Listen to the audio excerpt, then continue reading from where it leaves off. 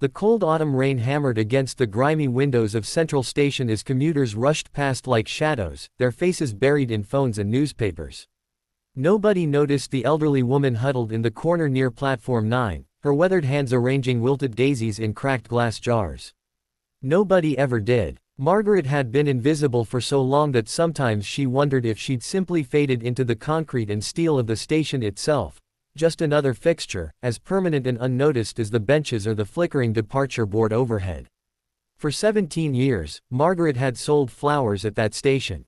17 years of watching thousands of people chase their dreams while hers had long since withered like the unsold roses she took home each night. Her fingers, gnarled by arthritis and stained green from stems, moved with practiced precision as she trimmed each flower, whispering to them like old friends.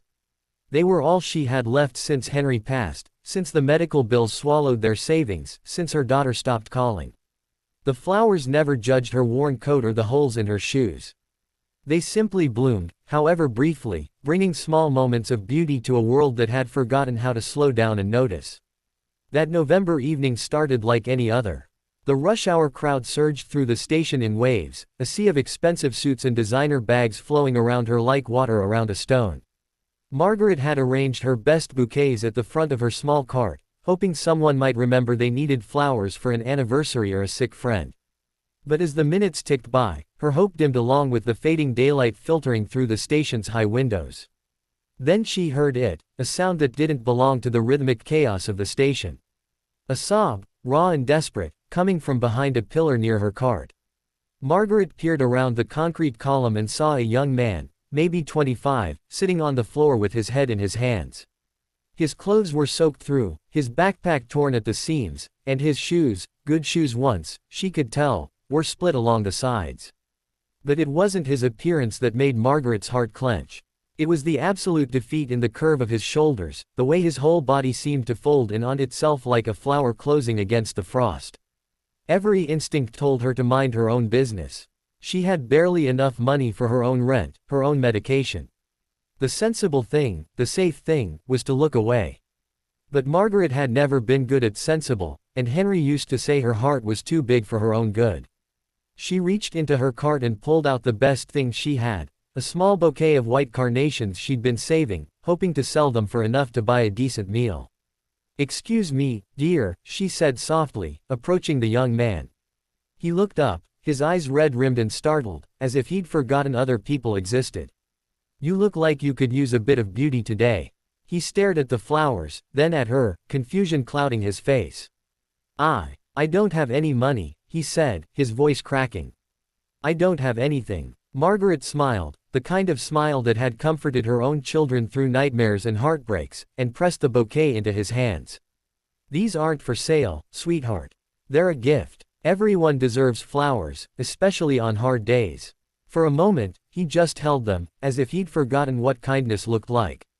Then the words tumbled out, how he'd come to the city with dreams of starting a tech company, how his investors had pulled out that morning, how he'd been evicted from his apartment and his girlfriend had left, taking everything. He had a bus ticket home to Ohio in his pocket, back to the small town he'd sworn he'd escaped, back to admitting he'd failed. "What's your name?" Margaret asked, settling down beside him despite her protesting knees. "Daniel," he whispered. "Daniel Chen." "Well, Daniel Chen, let me tell you something I've learned from selling flowers for 17 years. She gestured to her humble cart. "See these flowers? Some people think they're frivolous, unnecessary. But you know what I've learned.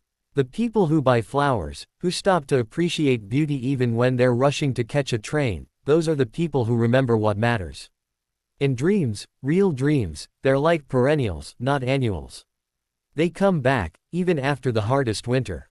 She reached into her pocket and pulled out a small envelope, her red money, $300 in worn bills.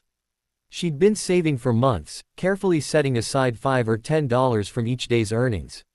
"Take this," she said, pressing it into his palm before he could protest. "Find a room for a few nights. Get a hot meal. Call your family. But don't you dare give up on that dream, you hear me? The world needs dreamers." Daniel's eyes filled with tears. "I can't take this. This must be everything you have." "Exactly," Margaret said firmly. "Which is why you have to make it count. Make something of yourself, Daniel Chen. Then maybe someday, when you see someone who needs help, you'll remember an old flower seller and pay it forward. He tried to argue, but Margaret was already standing, brushing off her coat with the finality of someone who'd made up her mind. Daniel clutched the money and the flowers, watching her return to her cart as if she'd just given him pocket change instead of her entire safety net. He wanted to say more, to promise something, but she waved him toward his platform with a grandmother's shooing motion. The last thing she heard as he walked away was his whispered, "Thank you. I swear I'll never forget this." 12 years passed. Margaret grew older, her cart more rickety, her flowers sometimes just wildflowers she picked from empty lots because she couldn't afford wholesale anymore. She never regretted that November evening, though she'd had to skip meals for weeks and sweet-talk her landlord into patience. She never expected to see Daniel Chen again. In her experience, people made promises in moments of desperation that evaporated like morning dew once their circumstances improved. Then one December afternoon, the station suddenly filled with news crews and security guards. Margaret watched, bewildered, as they set up cameras near Platform 9, her platform. A sleek black car pulled up to an entrance normally closed to vehicles, and a man in an expensive coat stepped out, surrounded by assistants and reporters. It took Margaret a moment to recognize him. The defeated boy was gone, replaced by a confident man whose face she'd seen on magazine covers at the newsstand. Daniel Chen, CEO of Chen Technologies, the billion-dollar company that had revolutionized clean energy. He was walking straight toward her. "Margaret," he said, and his eyes held the same warmth they had 12 years ago, now mixed with tears. "I've been looking for you for 3 months. I couldn't remember your name, just, the flower seller at Central Station, Platform 9.